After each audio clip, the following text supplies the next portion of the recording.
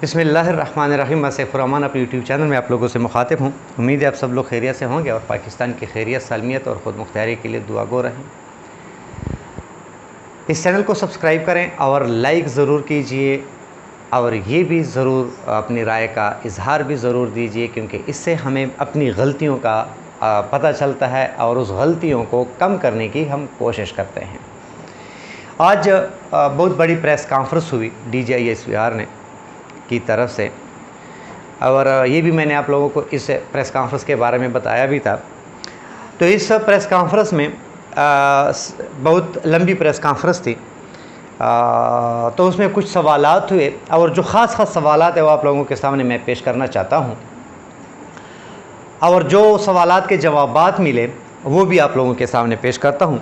और फिर फ़ैसला आप लोगों ने करना है, किसी ने भी नहीं करना, क्योंकि अल्लाह जल्ल जलालू के बाद सबसे बड़ी ताकत जो है वो अवाम की होती है। तो सवालात कुछ इस तरह हैं कि जब प्रेस कॉन्फ्रेंस शुरू हुई तो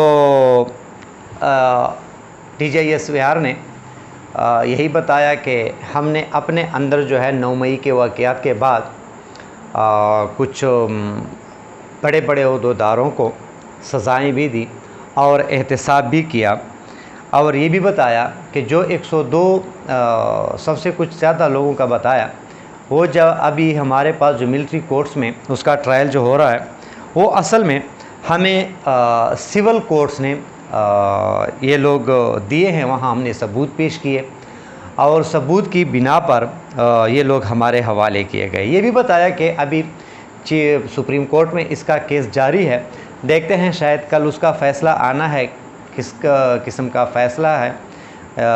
बेंच तो दूसरी मरतबा भी टूट चुका है, लेकिन उस पर सब पाकिस्तान की नज़रें हैं, पूरी दुनिया की नज़रें हैं, और सुप्रीम कोर्ट फिर सुप्रीम इदारा है, उसके आगे फिर किसी की भी नहीं चलती। लेकिन अगर वो हथौड़ा सही तरीके से मारे तो बाहर के आप देखते हैं कल या परसों में जो फ़ैसला आना है। तो उसमें ये बताया कि जो 9 मई का वाक़या एक सवाल पूछा गया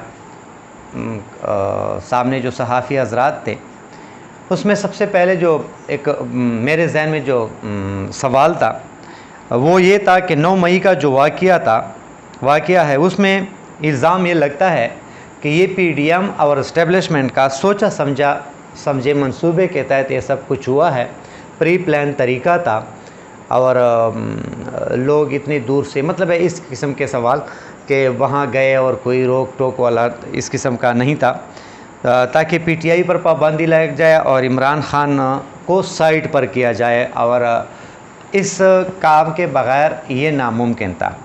तो जवाब जो दिया वो कह रहे थे कि ये शर्मनाक बयान है और ये एक जहरीली सोच की अक्कासी करता है, और इसमें जो है ना CCTV फुटेज है, वीडियोज़ हैं, और इन लोगों के अपने बयानात हैं, ऑडियोज़ भी है, कुछ व्हाट्सएप मैसेजेस होंगे या कुछ कॉल हैं, वो मतलब है सब कुछ मौजूद है। तो इसमें हम ये लोग कैसे कह सकते हैं कि ये एक हमारी मनसूबाबंदी के तहत हुआ है। तो उसने ये भी बताया कि 9 मई को जो मनसूबाबंदी थी और आवाम के ख़िलाफ़ जो आवाम की जो फ़ौज के ख़िलाफ़ ज़हनसाज़ी की गई थी, ये सब कुछ उसमें साबित होता है। इसने ये भी कहा कि जो जिन तनसीबात पर हमला हुआ है वो मुख्तलिफ़ शहरों में, और ये भी बताया गया कि जो खान की गिरफ़्तारी हुई तो अचानक ये प्रोग्राम हो गया। तो ये इसलिए कि ये मतलब है पहले से ये सब कुछ प्लांटेड था, प्रोग्राम बना हुआ था कि अगर मुझे गिरफ़्तार किया गया तो आप लोगों ने ये करना है।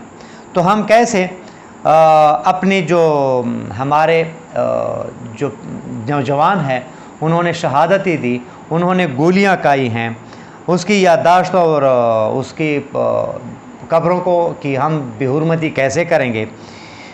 मज़ीद ये भी बताया कि 9 मई को जो बाहर से जो लोग ये बनाते थे वीलॉग्स, उसके भी वो भी पड़े हैं, उसमें भी लोगों को उकसाया गया फ़ौज के ख़िलाफ़, और ये सब कुछ जो तनसीबात पर हमला और ये सब कुछ हुआ, ये एक प्लान था, और असल जो एक गेम था वो इन लोगों ने कर दिया।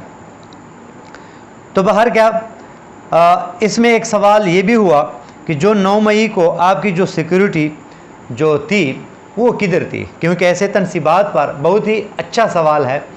ये हसास इदारा तनसीबात जो होती हैं उस पर तो अच्छी सिक्योरिटी होनी चाहिए, तगड़ी सिक्योरिटी होनी चाहिए। और ये भी बताएं कि जो मनसूबा साज हैं वो कौन हैं जिन्होंने 9 मई का ये प्रोग्राम करवाया है या बनाया था। आप लोग तो मतलब है एक आम लोगों को पकड़ते हैं, अभी तक एक ख़ास बंदे को आप लोगों ने पकड़ा ही नहीं है।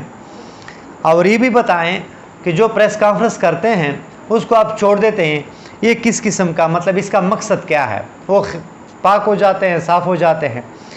तो इस पर जवाब दिया कि इन लोगों का मकसद था कि इन जगहों पर पहुंचकर ये लोग पहुंचकर फ़ौज को इश्तियाल दिलवाना था, ताकि फ़ौज कोई ऐसी कार्रवाई करे जिससे हमारी जो सियासी मैदान है वो चमके। लेकिन हमने हौसले से काम लिया, हमने ऐसा नहीं किया, यानी लोगों को जाने दिया कि जाओ जो कुछ करना है तोड़ फोड़ करो, सब कुछ करो, बाद में देखेंगे। कहने का मकसद तो ये है। बाकी हमारा कभी इस तरफ सोच भी नहीं गया कि एक सियासी पार्टी जो है वो ऐसे यानी अपने लोगों को फ़ौज के ख़िलाफ़ भड़काएगी और अहम तनसीबात पर हमले करेगी। तो यहाँ एक सवाल फिर दोबारा पूछा गया कि मास्टरमाइंड के बारे में आप बता सकते हैं कि मतलब है कौन है। जवाब दिया कि उसके बारे में उसका नाम मैं फ़िलहाल नहीं ले सकता और ना उसके बारे में कुछ तफसील दे सकता हूँ, और शायद कुछ टाइम बाद ये सब कुछ आप लोगों के सामने आ जाए। इसी तरीके से फिर दूसरा सवाल भी इससे मिलता जो है कि 2 महीने हो गए अभी तक असल ज़िम्मेदार का पता नहीं चला। इस पर बताया कि बाद में बताया जाएगा, लेकिन इतना बता दें कि कौन लोग हैं जो 1 साल से फ़ौज के ख़िलाफ़ उकसा रहे हैं लोगों को, वो कौन हैं।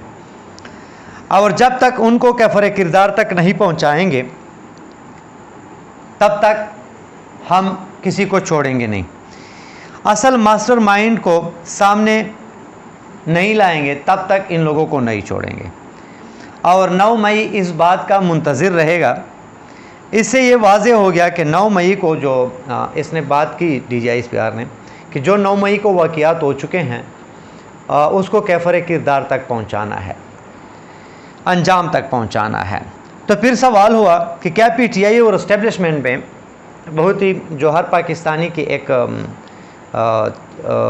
ख़ास सवाल है, और इमरान खान भी इस बारे में बार बार कहते हैं कि डायलॉग करना चाहिए आसिम मुनीर को मेरे से, मुल्क तबाह हो रहा है मुल्क की खातिर।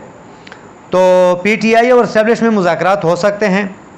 तो इस पर जवाब मिला कि पाक फ़ौज चाहती है कि सब मिलकर इत्तिफ़ाक़ राय पैदा करें ताकि अदम एतमाद ख़त्म हो, खौफ की फ़िज़ा इस मुल्क से ख़त्म हो। और ये भी बताया कि हम हमेशा यही चाहते हैं कि तमाम हकीकी सियासी जमातें, अब इनके सामने हकीकी सियासी जमातें कौन हैं ये तो इनको पता होगा, लेकिन यह इस DGISPR साहब ने बताया कि तमाम हकीकी सियासी जमातें का हमारे लिए काबिल एहतराम है और उसका एहतराम करते हैं। लेकिन ये मैं आप लोगों को बताता चलूँ कि बातें तो हो गई, लेकिन जो असल जवाब था DGISPR की जानिब से कि क्या PTI और फ़ौज के दरमियान मुज़ाकरात होते, उसका जवाब DGISPR ने नहीं दिया। वजह मुझे भी नहीं मालूम, शायद आप लोगों को मालूम हो कि इसका जवाब क्यों नहीं दिया, और क्या वो मुज़ाकरात नहीं करना चाहते, या वो खुफिया मुज़ाकरात करना चाहते हैं, या ये लोग बिल्कुल इस पोजीशन में नहीं हैं कि PTI के साथ बैठें। लेकिन इस पर एक आखिरी बात बताता चलूँ कि जो और से यानी बाहर से विला के बारे में जब उसने बताया, उसने ये भी बताया कि आदिल राजा के बारे में सहाफ़ी कम्युनिटी को इस बारे में सोचना चाहिए। तो ये कुछ बातें थी जो हो चुकी हैं। फ़ैसला आवाम ने करना है, क्योंकि आवाम में अब इतना शऊर आ चुका है, अल्लाह की करम नवाजी है कि वो सही को और गलत को पहचानते हैं, अच्छे फ़ैसले बुरे फ़ैसले को, अच्छी बात और गलत बात को भी समझते हैं कि इस प्रेस कॉन्फ्रेंस का मकसद क्या था, और इस प्रेस कॉन्फ्रेंस में रिज़ल्ट इसका क्या निकला।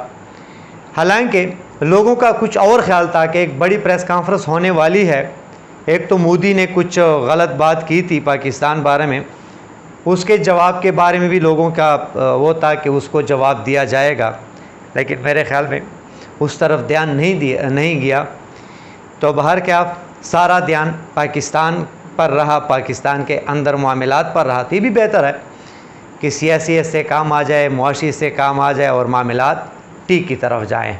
तो बाहर क्या आप लोगों ने फ़ैसला करना है क्या ठीक क्या गलत। उम्मीद है वीडियो आप लोगों को पसंद आई होगी। अपना ख्याल रखिए। इस चैनल का पाकिस्तान जिंदाबाद।